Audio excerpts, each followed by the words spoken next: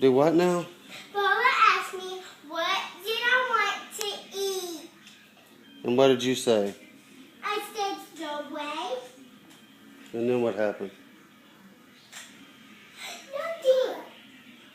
Baba just lied to me. How? Just tell me one more time. I just told you. I'm not telling you again. Come here to me right now. 1.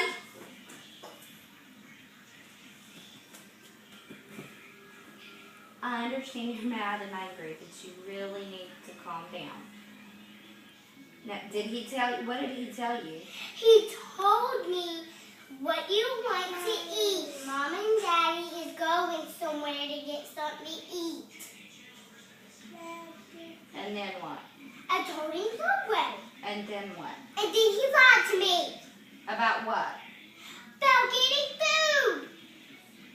But you come in the door screaming and crying that he threw your sandwich away.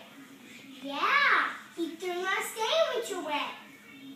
How did he throw your sandwich away if we didn't get one?